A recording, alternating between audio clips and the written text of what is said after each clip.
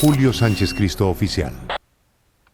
Es un placer saludar al señor presidente de la Corte Constitucional, el honorable magistrado Jorge Enrique Ibáñez. Magistrado, bienvenido a la W. Buenos días. Don Julio, muy buenos días a todos ustedes. Un especial saludo y a todos los integrantes del equipo a su cargo, comenzando por don Alberto y a todos los que están en la mesa de trabajo. Magistrado, el mundo está recurriendo a la diplomacia ante tantos problemas que nos azotan día tras día. Y yo no sé si sea la diplomacia o qué camino sugiere usted para mejorar las relaciones entre el Poder Judicial y el Presidente de la República.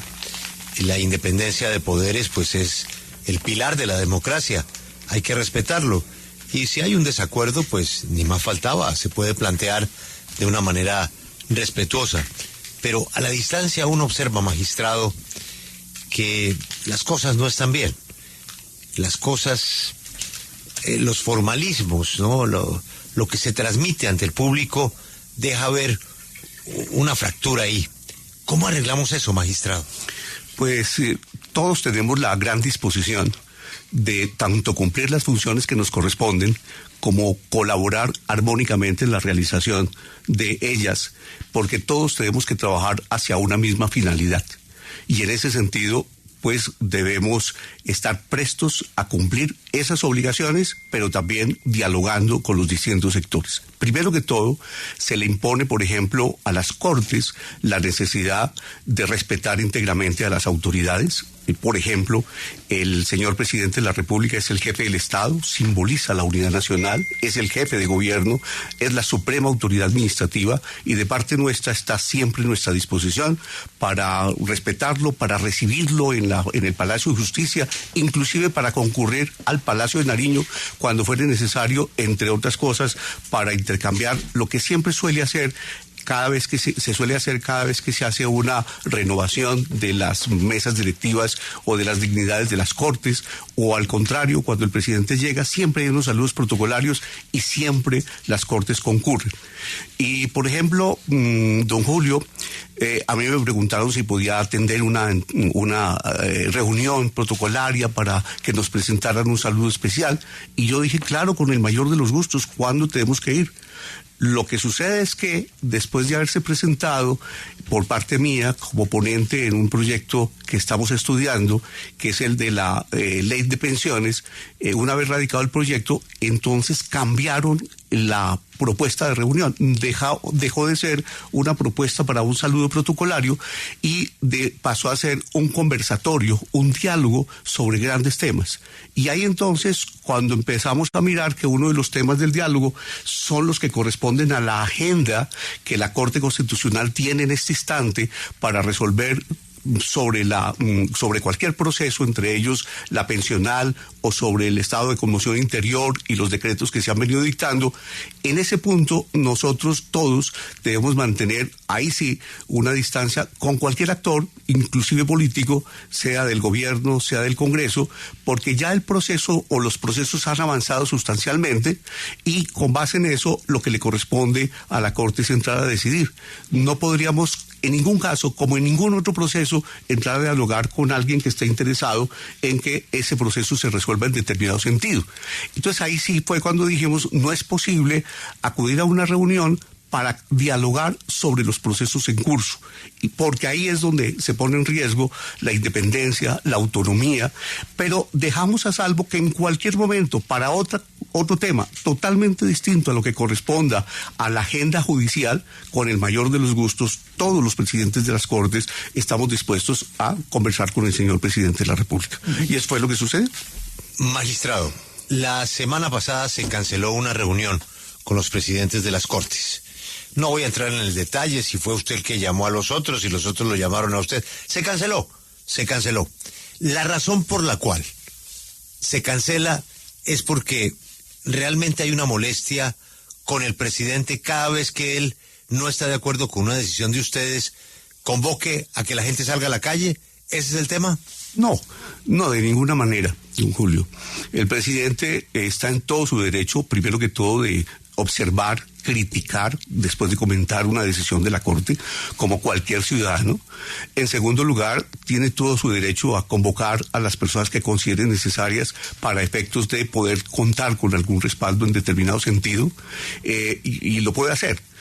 Nosotros tenemos que estar por encima de esas circunstancias y debemos obrar con serenidad, tranquilidad, manteniendo esa objetividad, la independencia y, por supuesto, la claridad con la que debemos actuar. De parte nuestra, como lo pude observar en una comunicación que yo le envié al señor presidente, diciéndole que me excusara de asistir, que no podía concurrir, por las razones que algunos diálogos tendrían que ver con la agenda que tiene en estos momentos la Corte, y preservando esa independencia para la discusión en el interior de la Corte, en el seno de la Corte, el tema, pues nos excusamos. Pero le dijimos, como yo le manifesté al señor presidente, y lo reitero siempre, aquí estamos disponibles para recibirlo cuando lo considere necesario, pero en tanto en cuanto los temas objeto de discusión no sean los de la agenda, que en este momento es un asunto que le corresponde a la Corte decidir con toda tranquilidad.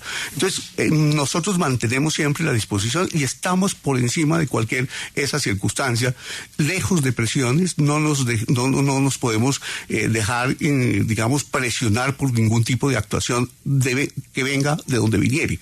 Y en el caso del señor presidente, por el contrario, nosotros respetamos íntegramente su fuero presidencial, respetamos íntegramente lo que él señale, porque todo el mundo tiene derecho a observar, a criticar, a no estar de acuerdo con determinadas decisiones. Usted que conoce esta historia de este país se va a dar cuenta que siempre ha sido una constante de muchos gobiernos a lo largo de la historia, que muchos critican determinadas decisiones de cada una de las cortes. Después, cuando estudian detenidamente lo que cada corte decidió, pues ya se calman los ánimos y de manera tranquila y serena se vuelven a restablecer esos diálogos con toda la tranquilidad, para garantía de la concordia, la tranquilidad y, por supuesto, a partir de ese momento, el manejo adecuado de los asuntos que le corresponde cumplir a cada una de las organizaciones. Repare usted cuando aquí se declaró inexequible el acto legislativo que convocaba una constituyente en el año 77, el doctor Alberto Casas se acuerda, cuando la Corte Suprema de Justicia declaró inexequible la reforma del año 79 en el año 81, se acuerdan cuando se declaró también nulo el acuerdo de la Casa de Nariño en 1988 por el Consejo de Estado, o cuando la Corte declaró inexequibles distintos estados de conmoción interior o de estado de emergencia en los años 93, 94 en el gobierno del presidente Gaviria, o más adelante en el gobierno del presidente Samper, cuando la Corte declaró inexequible nada más y nada menos que el plan de desarrollo del presidente Andrés Pastrana, y así cuando le declaró inexequible al presidente Uribe el tema de la reelección, la segunda reelección, y al mismo tiempo cuando declararon inexequible varios actos legislativos, o un proyecto primero y después un acto legislativo, se pronunció la Corte en relación con el acto legislativo sobre equilibrio de poderes, varias normas que se cayeron durante la administración del presidente Duque, etcétera. Todo ese tipo de decisiones generan en veces dentro de la administración una reacción que, por supuesto, es normal y que nosotros tenemos que aceptar, y en el caso de la Corte Constitucional así lo ha hecho desde su creación y su puesta en funcionamiento desde 1992, sin que eso tenga que generar una tensión grande y al mismo tiempo una confrontación entre la rama ejecutiva y la rama judicial o con cualesquiera otras ramas del poder público. Es normal. Magistrado, quiero que nos ayude a entender y piense, usted que tiene formación pedagógica de profesor, piense en la audiencia que no entiende muchos temas profundamente jurídicos. Hay una decisión trascendental para el país, para el presidente de la República y para ese llamado a las calles: la reforma pensional. Usted ha trabajado el tema para establecer, y no entró a discutir en qué sentido, pero para establecer si esa reforma es o no es constitucional. Y ese es un trabajo que requiere muchísimas semanas de estudio, de lectura, de análisis y luego de debate con sus compañeros. Y resulta que nos enteramos la semana pasada que por cuenta del impedimento no atendido de una compañera suya, la decisión nos vuelve a llevar al mes de septiembre del año pasado. Es decir, por cuenta de no resolver ese impedimento, la ponencia, pues hay que repetirla o hay que modificarla ya no valdría el testimonio o el apoyo de la opinión, por ejemplo, de la procuradora Cabello, sino habría que esperar nuevo testimonio del señor procurador El Hach, lo que quién sabe cuánto tiempo va a requerir de una reforma que los colombianos quieren saber si vale o no vale. Ahí, ¿qué fue lo que pasó? Piensen los términos más sencillos para entenderlo, magistrado. Muchas gracias, don Julio. Primero que todo, aquí se han presentado aproximadamente 57 demandas contra esa ley, la ley que tiene el régimen pensional.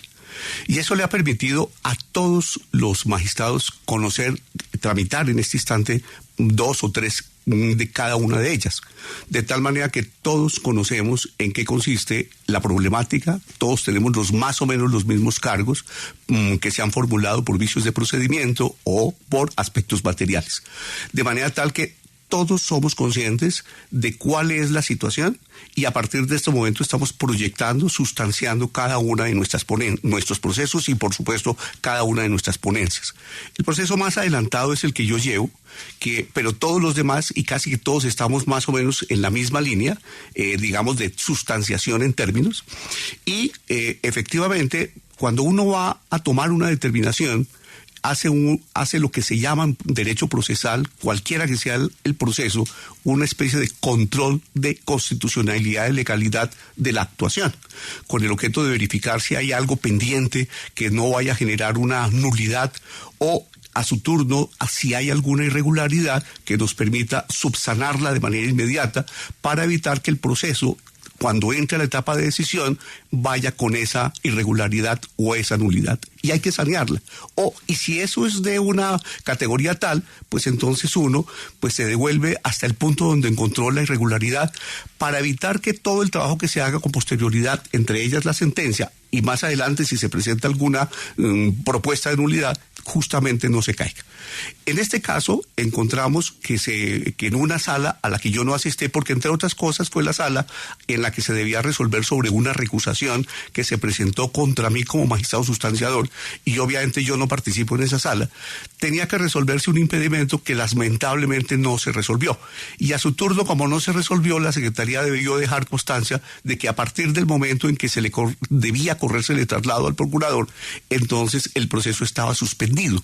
O sea que no se podía trasladarle o correrle el traslado al procurador para que emitiera su concepto hasta tanto se resolviera el impedimento.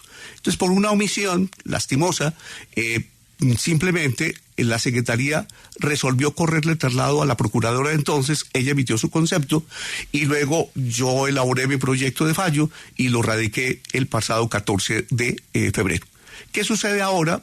Porque se dictó un auto en la semana pasada que se notificó ya y con base en el cual se le está oficiando en este instante al señor procurador para que emita con su concepto. De nuevo, porque lastimosamente nos toca devolverlo, pero adicionalmente es nuestra obligación y nuestro deber corregir los hierros o las equivocaciones o las imprecisiones o las irregularidades que se han presentado. Entonces ya seguramente a partir de mañana el señor procurador tendrá de nuevo el término que la Constitución y la ley señalan para que emita su concepto. Tiene 30 días.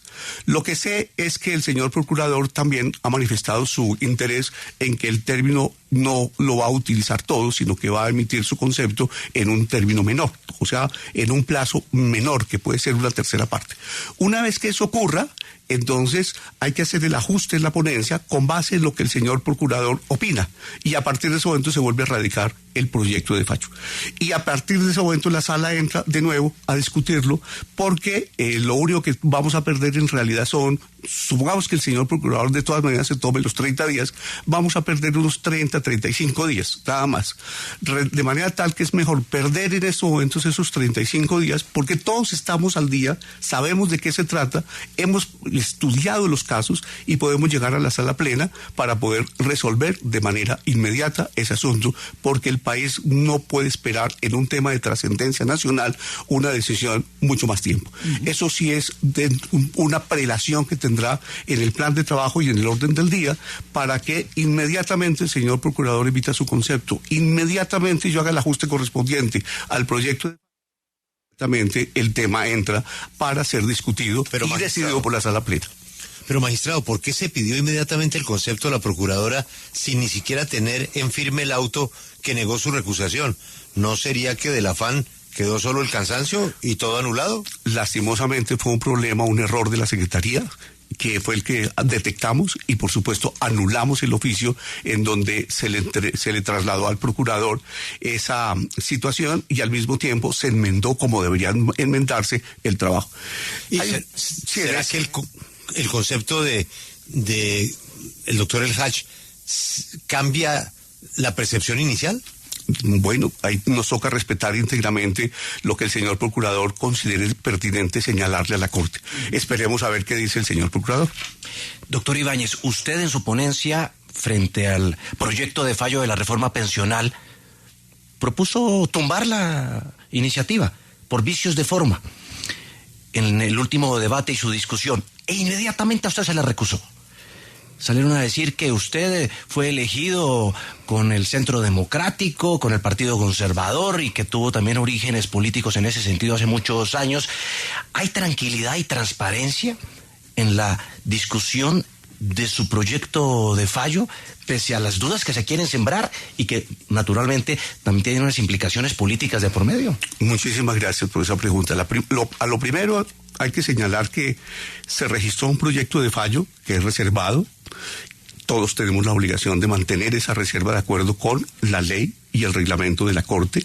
Tomé todas las precauciones correspondientes para que cada uno de los magistrados no fuera a revelarlo, y si alguien lo hizo, pues asumirá las consecuencias conforme a la ley. Pero mientras tanto, esa es una ponencia reservada y sobre lo cual yo no le puedo anticipar qué fue lo que se propuso.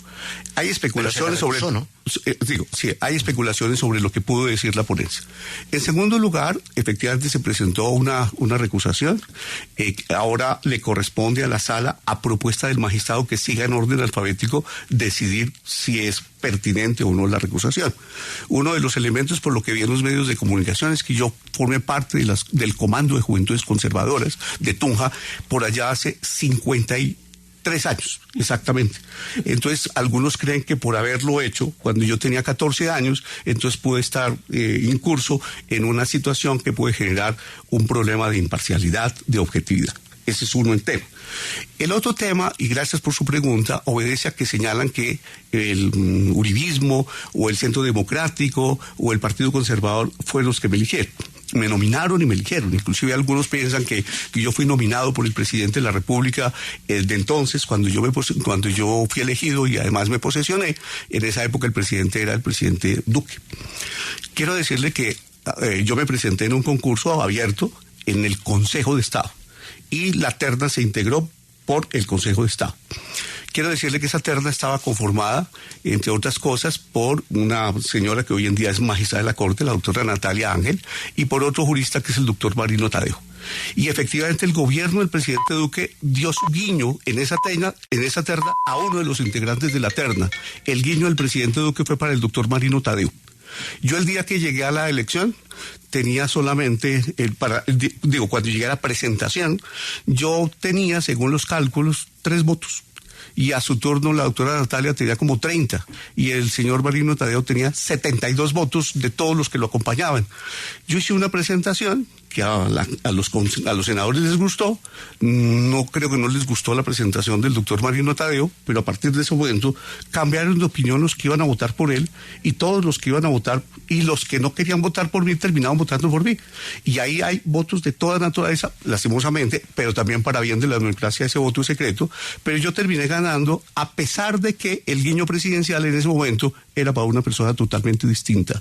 Total que eso me permite, con mayor razón, garantizar que si hay alguien absolutamente independiente en la Corte Constitucional, es este magistrado, porque no llegó con guiño presidencial, ni al mismo tiempo llegó pendiente de algún respaldo de cualquier sector o partido o movimiento político, razón por la cual no me debo ni al Centro Democrático, ni me debo al Partido Conservador, ni me debo ahora a determinado partido o movimiento político. Y eso sí lo tiene claro el país, porque si hay alguien con absoluta tranquilidad, independencia y absoluta objetividad, que no solamente es el resultado de lo que le acabo de señalar, sino el resultado de mi ejercicio profesional, el resultado de mi ejercicio académico durante, en estos momentos ya 40 años como profesor de distintas universidades, la Javeriana, los Andes, el Rosario, el Externado, la Santo Tomás. Yo he tenido por fortuna algo así como 40.000 estudiantes durante todo este tiempo y me aprecio que todos ellos observan en mí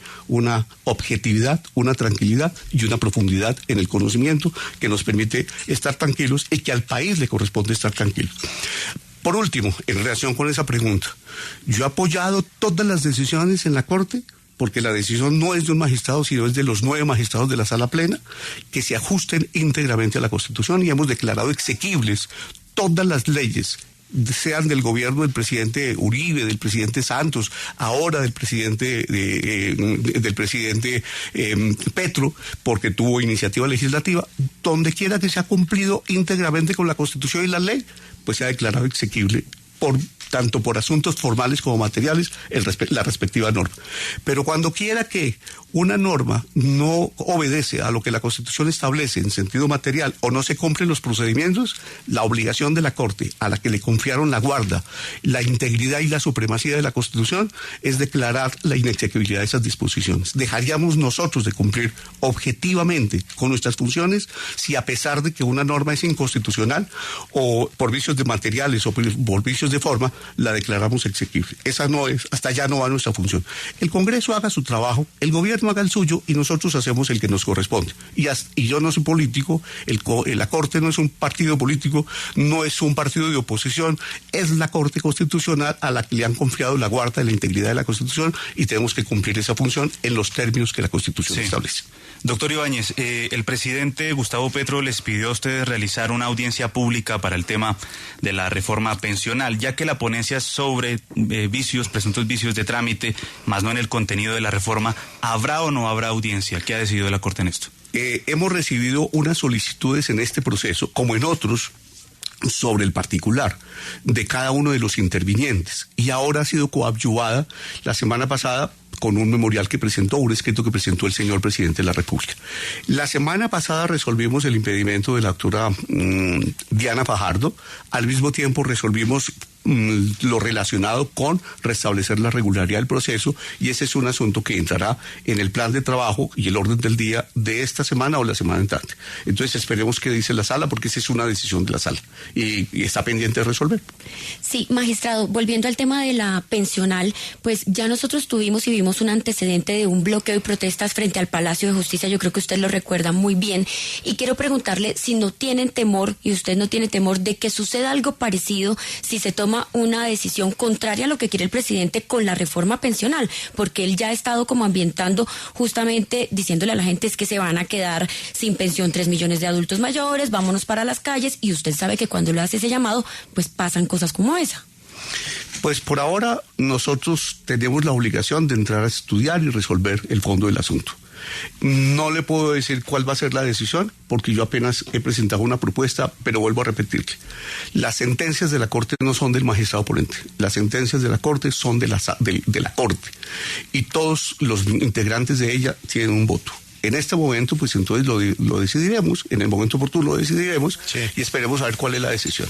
Puede que por lo menos hay tres escenarios: es la declaratoria de exequibilidad, la declaratoria de exequibilidad condicionada, inclusive hay una solicitud de que se revise el tema para que no se tome una determinación de fondo, sino que se remita de nuevo el proceso, o en este caso, a pesar de que ya existe una ley sancionada, que se remita al Congreso y en particular a la Cámara de Representantes para que se repita el segundo debate, o la otra última, y es que se declare la inexequibilidad. Pues eso no les da temor. Esas 5 alternativas nos toca estudiarlas, y por ahora tomar la decisión no nos puede generar ningún temor. Ahora, esperemos cuál es la decisión. Supóngase que la decisión sea declarar exequible la ley, supongamos. Entonces, pues simplemente no tendremos que tener temor por la exequibilidad. Supóngase que se determina que el asunto va solamente a repetirse el segundo debate de la Cámara, pues simplemente se repetirá. Supóngase que se declarará la exequibilidad condicionada, tampoco. Supóngase que se declara la inexequibilidad. En igualdad de condiciones, todas las decisiones que se adopten deben ser ajustadas a la Constitución y ajustadas a la ley. Pero mire, el tema es lo que usted acaba de decir, si hubo o no hubo debate suficiente, para que la gente entienda. Si se puede ajustar, si se puede repetir, o simplemente si se declara constitucional o inconstitucional. Pero esta pregunta no es para el presidente de la Corte, sino para el profesor. Ahora volvemos al concepto de la Procuraduría, pero tenemos una arandela que la resuelve el profesor Ibáñez.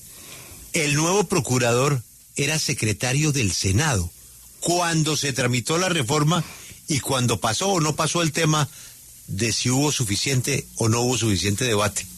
El hecho de que el doctor El Haj haya estado sentado allá, de alguna manera, participando como secretario de las discusiones en el Senado, ¿no le crea un impedimento?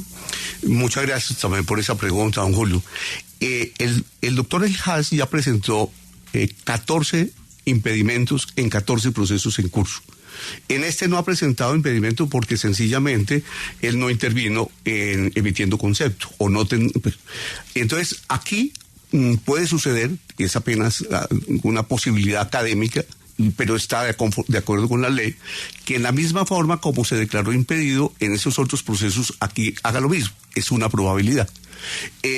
En estos momentos, si es, me refiero primero a los que están presentados.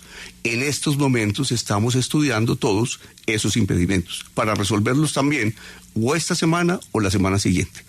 Esperemos a ver qué dice el procurador, si también presenta en este caso un impedimento, en cuyo caso lo tenemos que resolver en la misma forma como se están resolviendo los otros 14 impedimentos. Y eso no lo dice esta semana la Corte en sala plena, esa es su decisión, o a más tardar la semana entrante, cuando resolvamos los impedimentos que se han presentado en relación con los otros 14 procesos, algunos de los cuales guardan relación también con demandas contra la ley de pensión.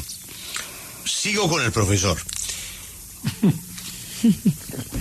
Mire, el hecho de que una magistrada haya usado las normas de la pensional ¿no le da un significado mayor y positivo esa misma reforma?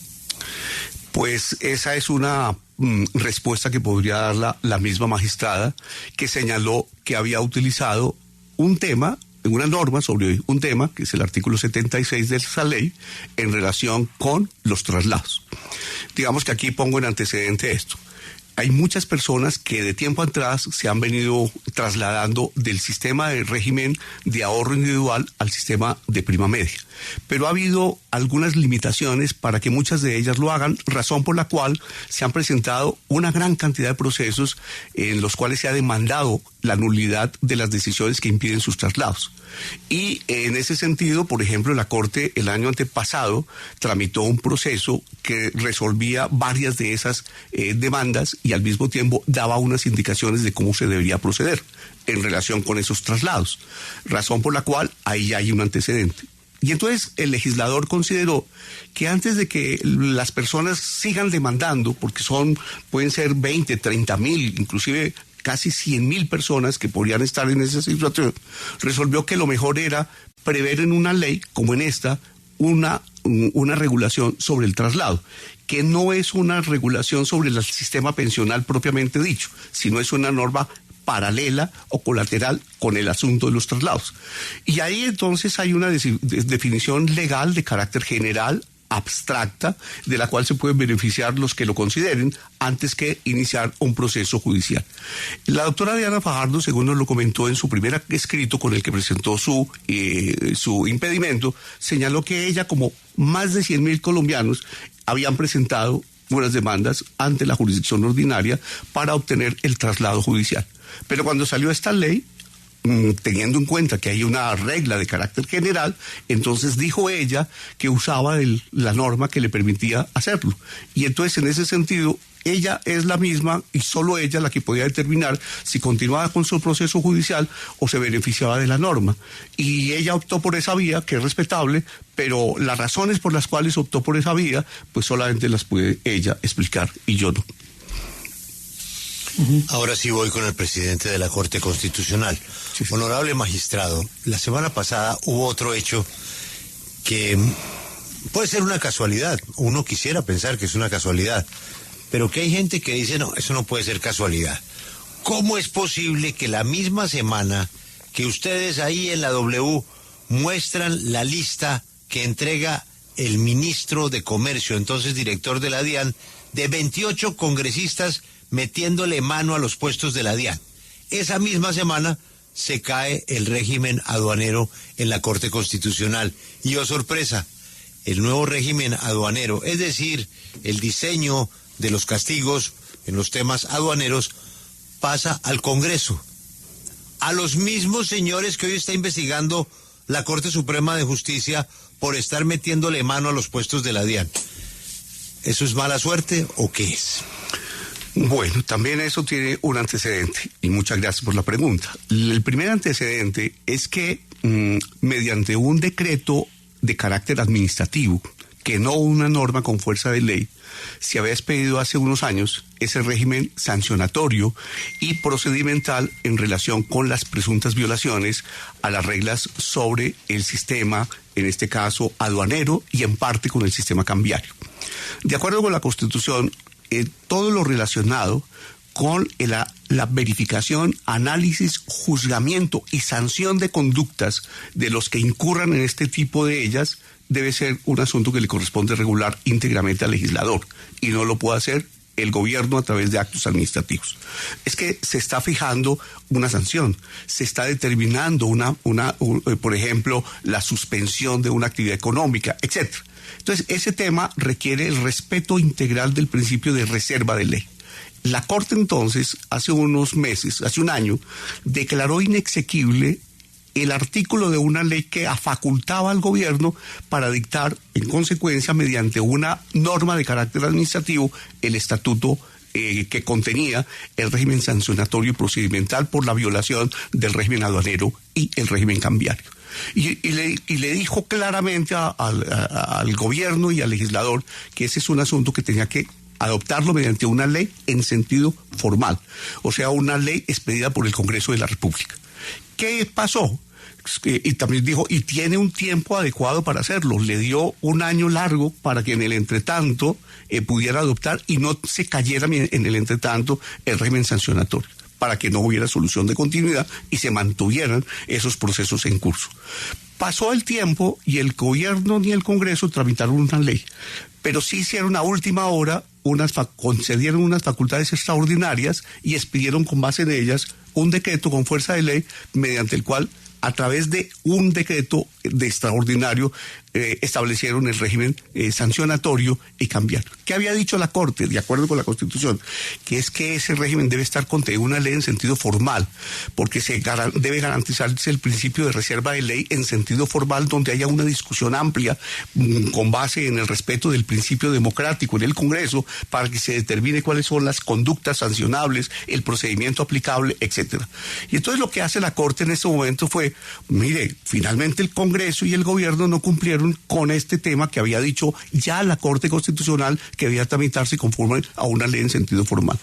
Entonces, verifica que las facultades extraordinarias fueron mal conferidas, entre otras cosas porque el régimen sancionatorio es un tipo de normas que debe estar contenida en una clase de leyes que se llaman códigos, y la Constitución prohíbe conferir facultades extraordinarias para expedir códigos. Entonces lo primero que hace la Corte es, mire, estas facultades extraordinarias están mal conferidas y se declaran inexequibles, y consecuencialmente hay que declarar inexequible el decreto que contiene ese régimen sancionatorio. Pero ojo, justamente con el propósito propósito de que no se produzca un vacío normativo, lo que ha hecho la Corte es diferir los efectos de la sentencia para que esos se produzcan solo después de que venza la legislatura del año 25-26. O sea que el Congreso tiene de aquí hasta cuando vence la legislatura que está en curso del año 24 y 25 y toda la legislatura del año 25 y 26 para tramitar una ley ordinaria que establezca el régimen sancionatorio y el procedimiento aplicable en materia cambiaria, en materia aduanera y cambiaria. ¿Qué sucederá con los que están siendo objeto de investigación?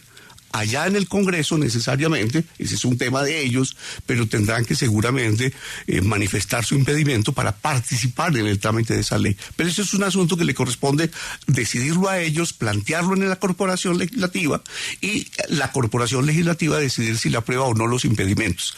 Y si supongamos alguien no los presenta, seguramente será recusado. Y si alguien no presenta el impedimento y además es recusado y se aprueba la recusación, pues allá tendrá que vérselas después a su turno con otros temas como la pérdida de investidura u otros asuntos de carácter penal. Total que esperemos que ese es un asunto que solo le corresponde resolver a los que en ese momento estén participando en el trámite de la ley que deba reemplazar a la que está vigente todavía, porque los efectos de la sentencia de inexequibilidad solo se producen una vez se termine la legislatura del año 25-26. Tiene el Congreso suficiente tiempo para que expida una ley que impida que estos procesos queden en el limbo y al mismo tiempo mantener o restablecer el orden jurídico que hasta ahora ha sido violentado.